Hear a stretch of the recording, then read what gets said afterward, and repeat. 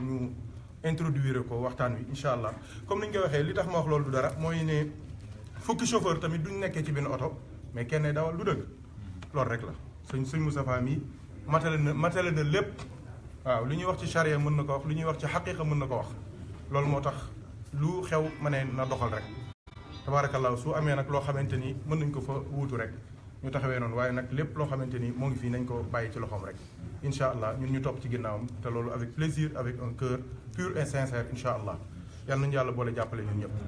Donc chers frères en Dieu, nous saluons tout le monde, nous demandons à Allah subhanahu wa ta'ala de bénir l'Assemblée et de nous donner toujours la possibilité de pouvoir vivre des moments de lumière, de fraternité, d'amour, de solidarité spirituelle, comme on vient de le vivre, masha'Allah, à travers la wazifa et la hadrat al-Juma, qui sont des piliers de la tariqa tijaniya, qui sont en réalité, comme je les appelle, les hôpitaux spirituels, les cliniques spirituelles, dans lesquels Cheikh Tidjani radiallahu anhu, sous la supervision du prophète sallallahu alayhi wa sallam, soigne les maux, les maladies, les gangrènes, les chagrins, les mélancolies, les tristesses de tout ordre qui affectent ceux qui sont affiliés à lui, que ce soit par le cœur ou bien par le wird, machallah, parce qu'il y a beaucoup de gens aussi qui dépendent de Cheikh Tidjani radiallahu anhu, même s'ils ne sont pas affiliés à la Tijaniya, parce que Cheikh Tidjani, il a une dimension universelle et universaliste.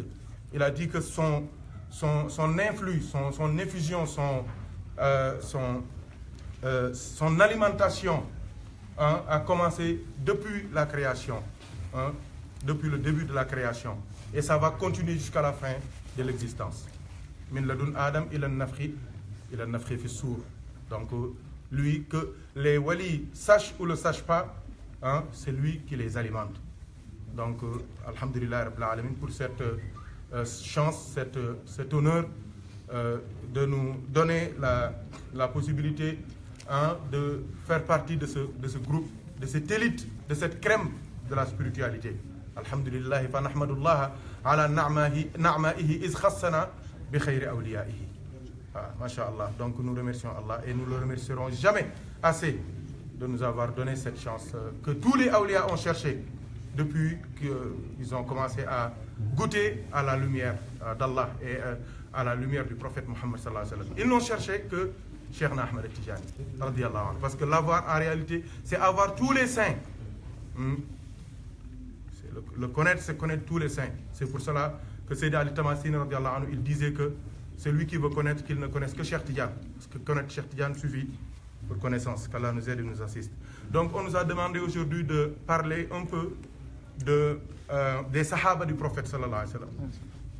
Donc mashallah, je crois que le choix de ce thème est d'une importance capitale, surtout en ces moments où maintenant on commence à découvrir même des choses que l'on ne connaissait pas dans l'islam. Il y a beaucoup de courants de pensée maintenant dans l'islam qui existaient depuis des années, des siècles, et qu'on ne connaissait pas, Il y a le développement maintenant, la propagation, même si vous voulez, du chiisme, qu'on ne connaissait pas. On entendait depuis longtemps chiite comme ça.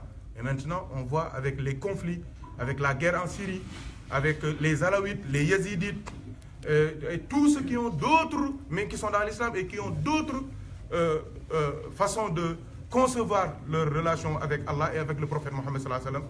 On commence à connaître ça, donc c'est une nécessité de revisiter la vie du prophète sallallahu alayhi wa sallam, mais aussi de revisiter la vie de ses valeureux compagnons qui l'ont aidé à porter ce message qui est la ilaha illallah Muhammad Rasulullah. Donc à leur tête, notre maître, notre bien-aimé, Sayyidina Abu Bakr as-Siddiq radiyallahu anhu.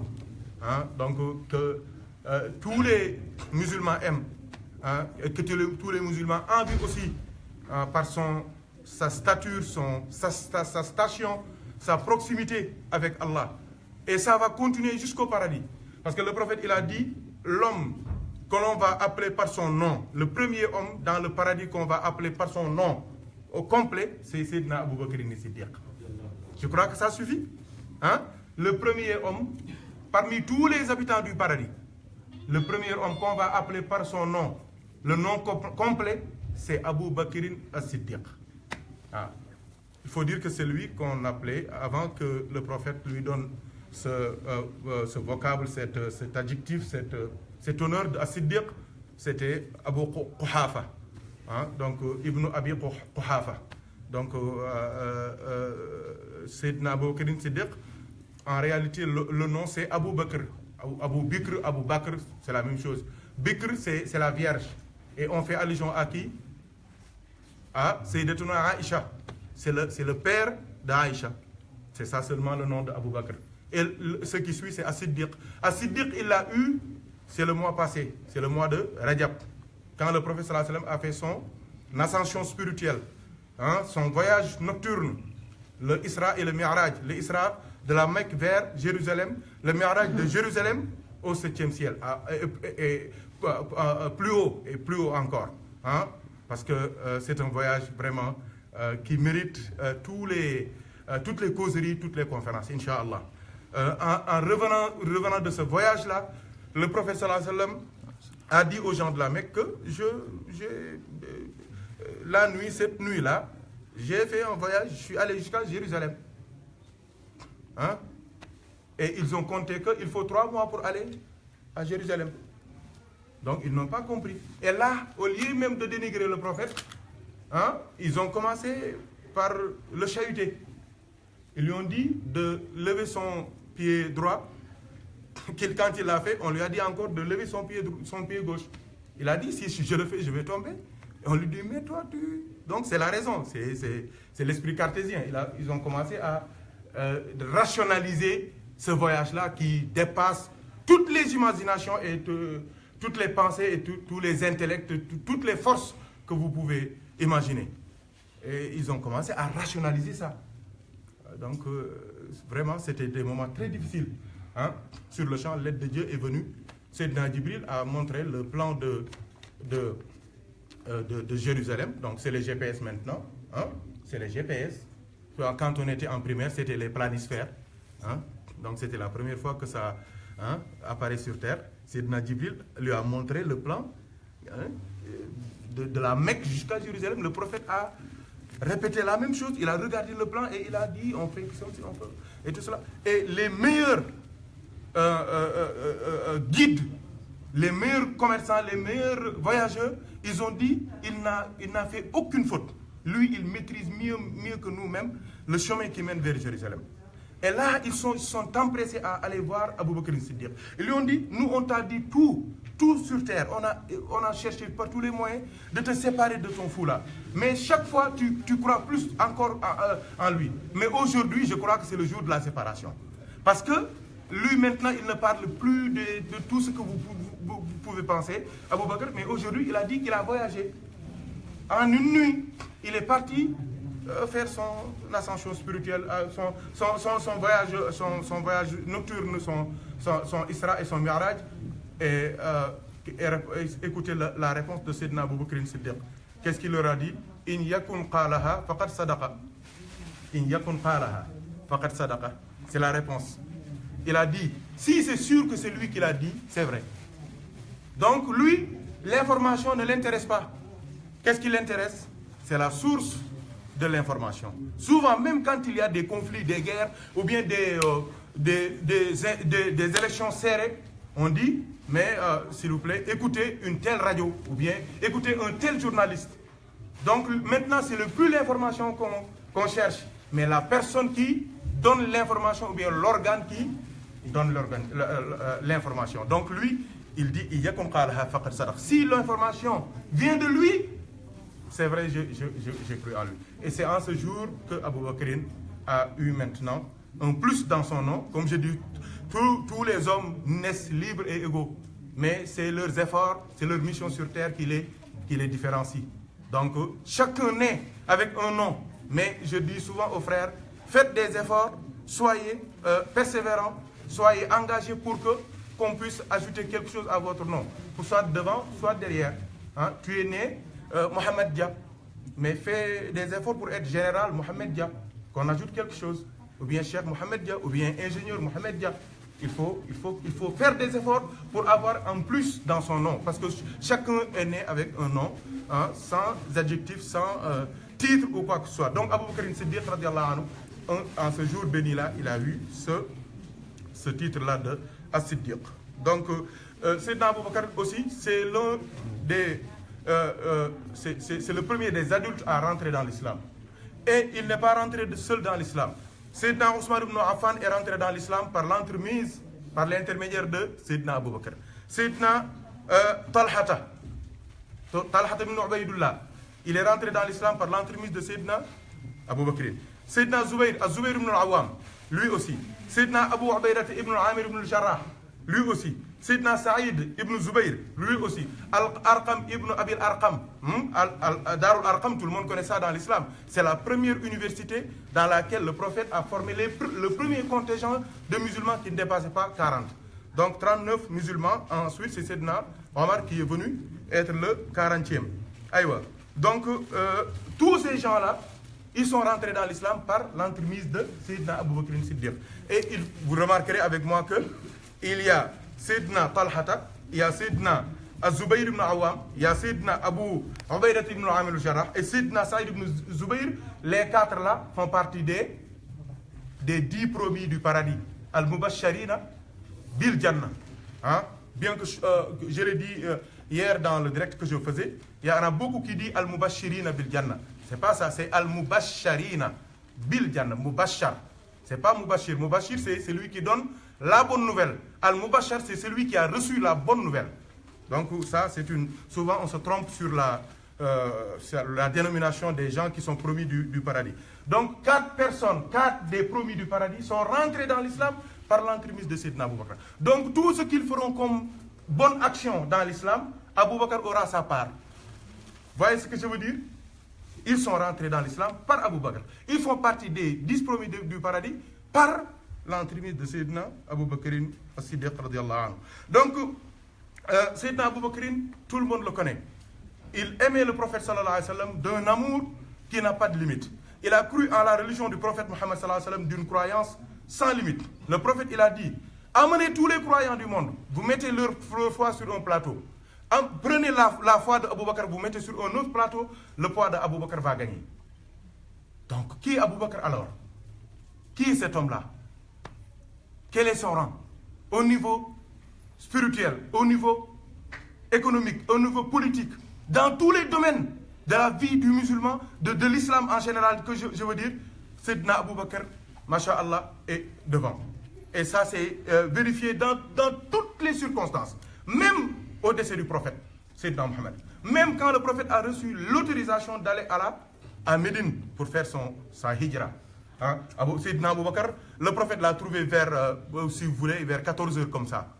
Et le prophète, dans sa sunna, il avait dit qu'il y a des heures où l'on ne doit pas rendre visite à quelqu'un. Le matin très tôt, vers 14 heures comme ça, c'est des heures pour se reposer. La nuit, quand ça fait très nuit, comme ça, c'est des heures que le prophète n'avait pas l'habitude et interdisait à ses sahaba de rendre visite à leurs frères à ces heures-là. Et le prophète est venu à cette heure-là, vers 13h, 14h comme ça. Et Sayyidina Abu Bakr était perdu. Il s'est dit dans son cœur, dans sa tête, mais le prophète, il ne rend jamais visite à quelqu'un à cette heure-là. Et il a reçu le prophète comme il le faut, et le prophète lui a dit, Allah m'a donné l'autorisation d'aller à Médine. Sayyidina Abu Bakr était très content, parce que le prophète était fatigué, les sahaba aussi, ils étaient fatigués. Et sur le champ, le prophète lui a dit, il y a une autre bonne nouvelle.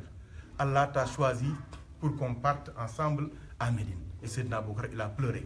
Et Sayyidatuna Aïcha, elle a dit, c'est la première fois que j'ai vu quelqu'un pleurer parce qu'il est content. Il a dit, dans ma vie, quand je voyais quelqu'un pleurer, c'est parce qu'il était triste, mal au point. Mais c'est la première fois que je vois quelqu'un qui est content et qui pleure.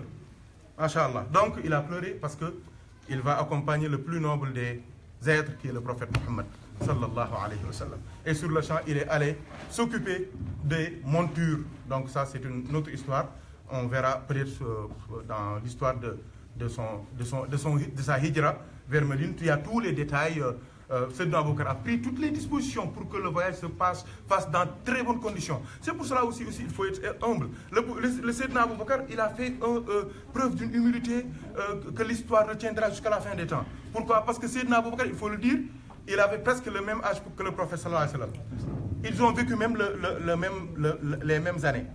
Chacun d'eux a vécu combien d'années? 63 ans. 63 ans. Sa khilafa a duré 2 ans seulement et quelques mois. Et ouais. Quand ils sont arrivés à Médine, ils se ressemblaient.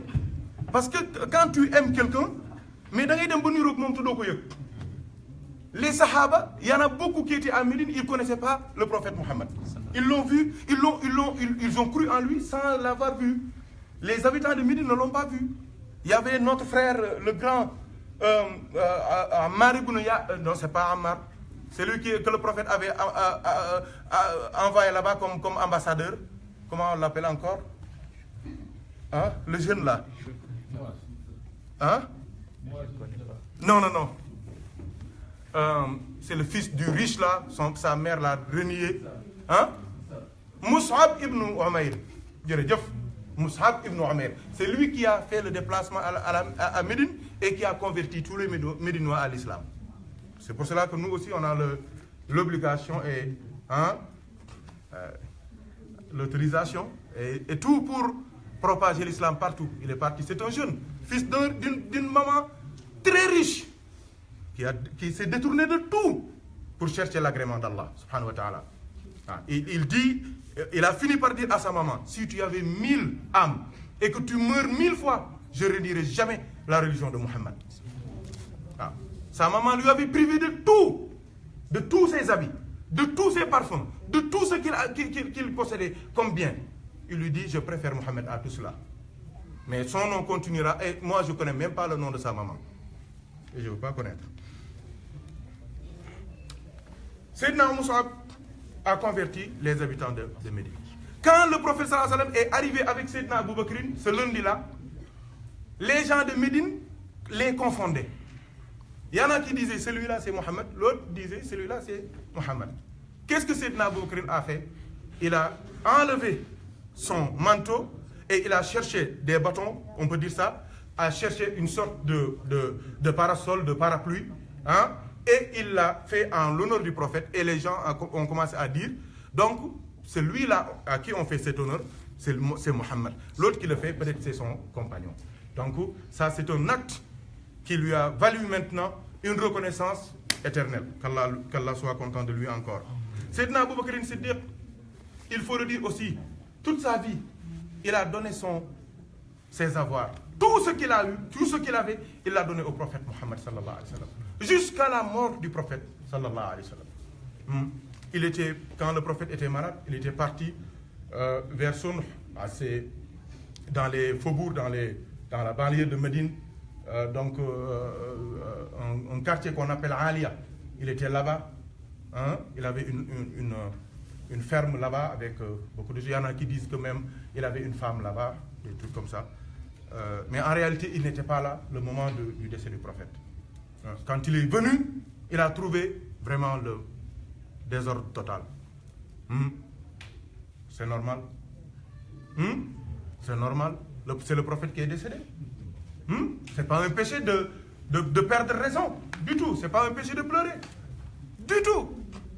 On ne les blâme pas parce qu'ils ont pleuré, parce qu'ils sont perdus, parce qu'ils ont dit des choses qu'on juge anormales. Non, du tout. La mort du prophète est la plus grande calamité que l'humanité ait jamais connue. C'est la plus grande tristesse du monde. Bien que, au contraire, sa vie comme sa mort, c'est la même chose. Hayati, khayrul lakum, wa mamati, khayrul lakum. C'est ça que Sayyidina Abu Bakr lui a dit. Quand il est venu, il a trouvé le prophète dans la chambre d'Aïcha, radiyallahu anha. Il est venu, il a enlevé sa couverture. Il est venu, il s'est accroupi. Il a baisé le visage du prophète sallallahu alayhi wa sallam. Et qu'est-ce qu'il lui a dit? Tibta, hayyan wa mayitan ya Rasulallah. Bi abi wa ummi, anta ya Rasulallah. Tibta hayyan wa tibta mayitan. Ya baax soy dund, ya baax bi nga dee. Allah avait dit qu'il allait te tuer. Tu allais mourir. Allah l'a fait. Mais ta mort comme ta vie, c'est la même chose pour nous. Tu étais vivant, tu étais très beau, correct, pur et purifié. Tu es mort, tu es encore plus beau. Il a parlé au prophète, il a pleuré sur lui. Et il est sorti. Il a trouvé tous les sahaba. La plupart étaient perdus. Et les plus grands sahaba, c'est eux qui dirigeaient vraiment cet état-là d'hystérie-là. Sayyidina Omar, Sayyidina Osman, Sayyidina Ali, chacun avec ses façons. Et il leur a dit, Man kana ya'budullaha fa inna Allaha hayyun la yamut wa man kana ya'budu Muhammadan fa inna Muhammadan qad mata. Et il a récité ce verset-là. Wa Muhammadun illa rasulun qad khalat min qablihi ar-rusul. Afa in mata aw qutila inqalabtum ala aqabikum faman yanqalib ala aqibayhi falan yadurra Allaha shay'an wa yasajzi Allahu shakirin. C'est ce verset-là que Sayyidina Abu Bakr a utilisé comme perfusion pour maintenant adoucir tous les cœurs et les esprits des sahaba du prophète. Les sahaba, ils ont dit que quand Abu Bakr a lu ce verset-là, c'est comme si ce verset-là venait de descendre d'Allah vers le prophète Mohammed sallallahu alayhi wa sallam. Donc c'est après ce jour-là que Sayyidina Abu Bakr, après 2 ans, machallah, il a tenu les rênes de l'islam, et il a fait tous les efforts pour que l'islam soit cette religion-là qu'elle est devenue aujourd'hui, une religion de paix, d'amour, mais une religion aussi conquérante, une religion aussi qui va donner la bonne nouvelle à toute l'existence. Qu'est-ce qu'il disait, Sayyidina Abu Bakr as-Siddiq? Il disait Ayunqasu hadha ad-din wa ana hayyun. Il demandait ça à tous les musulmans. Croyez-vous que cette religion va diminuer, et que je suis là, vivant avec vous? Ce ne sera jamais ce cas-là. La religion va continuer à s'agrandir. L'islam va continuer à grandir et à s'agrandir. Et c'est pour cela que, machallah, toutes les ouvertures de l'islam ont commencé par à l'événement de la khilafa de Sayyidina Abu Bakr, jusqu'à Sayyidina Omar de déclarer que Sayyidina Abu Bakr, il disait à Sayyidina Abu Bakr, oh Abu Bakr, tu as levé la barre très haut. C'est ça qu'on dit, non? Donc tous les gens qui vont venir derrière toi, ils vont avoir des problèmes. Parce que tu es tellement parfait, tu es tellement juste, tu as tellement bien géré l'héritage du prophète, que tous les gens qui vont venir derrière toi, ils vont avoir beaucoup de problèmes. C'est comme ici, maintenant, quelqu'un à qui on donne la place de Messi ou bien de Ronaldo. Vraiment, tu as tous les problèmes du monde. C'est vrai ou non? C'est la même chose. Donc c'est ça la vie de Sayyidina Abu Bakr Siddiq radiyallahu anhu. 2 ans après cela, il est décédé. Et masha'Allah, il y en a qui disent que son décès même, l'origine, c'est quand leur hijra de Makkah vers Médine, quand ils sont rentrés dans Ghar Thawr, cette grotte-là, Sayyidina Abu Bakr, qu'est-ce qu'il a fait? Il s'est dévêtu, il a enlevé son boubou, il déchirait le boubou et il bouchait. Merci beaucoup pour le terme. Il bouchait tous les trous qu'il a vus dans cette grotte-là. Et il y avait un dernier trou qu'il n'arrivait pas à boucher. Et il a mis son pied pour le boucher, pour que rien ne puisse arriver de mal au prophète Mohammed sallallahu alayhi wa sallam. Et sur le champ, il a senti qu'il a été mordu. Il a été mordu. Et sur le champ, le prophète sallallahu alayhi wa sallam l'a vu. Il n'a rien dit au prophète, sallallahu alayhi wa sallam. Le prophète l'a vu avec de la sueur. Il a su que c'est de la fièvre et quelque chose lui est arrivé. Et le prophète sallallahu alayhi wa sallam, tout le monde sait que sa salive soignait, sallallahu alayhi wa sallam. Sa salive soigne, parce que jusqu'à présent, il y en a qui reçoivent la salive du prophète. Il y en a qui Inch'Allah. Donc, sallallahu alayhi wa sallam. Wala yu bari motax ñuy wax lu nek, di feñal lu nek, di génne lu nek seen gémmiñ yi, te loolu ñeneen ñi mënuñ ko génne. Yonent bi ku mu bëgg nga wax lu kenn mësta dégg, day tufli ci sa gémmiñ rek. Yàlla na tufli ci suñu bos. Sallallahu alayhi wa sallam. Loolu neexul. Loolu neex waaye keneen ku la tufli. Ray rek tóor ba mu dee. Moom amul benn sikki saaka. Donc le prophète il a mis sa salive sur la blessure et sur le champ. Abu Bakr s'est calmé. Mais on a dit que c'est le venin qui a continué à lui faire mal jusqu'à son décès. Et les awliya, qu'est-ce qu'ils disent? Ils disaient que ce serpent-là, en réalité, qui a mordu Abu Bakr, il était là pendant des années. Parce que il avait su que le prophète allait venir dans cette grotte-là. Et il est venu dans cette grotte-là, il a préféré ne plus manger, ne plus boire, ne plus rien faire pour attendre le prophète et lui faire la ziyara. Et comme Abu Bakr a bouché tous les trous, Et il a forcé, il a demandé l'autorisation pour faire la ziyara au prophète. Et Abu Bakr a refusé. Il l'a mordu pour lui montrer que vraiment rien ne peut m'empêcher de faire la ziyara au prophète Mohammed. Donc, il faut que nous qu'Allah nous aide et nous assiste et nous donne la mahabba de Sayyidina Abu Bakr Siddiq, et la mahabba du prophète et de tous les sahaba. Parce que croire en le prophète, aimer le prophète sans aimer les sahaba, c'est une grave erreur. Prier sur le prophète en oubliant les sahaba, c'est une erreur monumentale. C'est pour cela que même dans la wazifa à la fin, on dit Inna Allah wa malaikatuhu yusalluna ala nabi ya ayyuhalladhina amanu sallu alayhi wa sallimu tasliman sallallahu alayhi wa ala alihi wa sahbihi. Et à leur tête, c'est qui? C'est Sayyidina Abu Bakr as-Siddiq radiyallahu anhu. Donc l'amour des sahaba, c'est une obligation. Et là, on remarque qu'il y en a beaucoup maintenant qui essaient même de dénigrer Abu Bakr, de l'insulter, de dire du mal de lui, parce que c'est le père à Aïcha. Et Aïcha avait des problèmes avec Sayyidina Ali. Ça, c'est des problèmes qui ne nous concernent pas. Nous, on aime tous les sahaba. Leur problème, c'est leur problème à eux. Nous, on les aime. Tous, sans exception. Parce que le fait seulement de vivre avec le prophète, de croire en lui, ça suffit comme honneur. Wassalamu alaikum wa rahmatullahi wa barakatuh.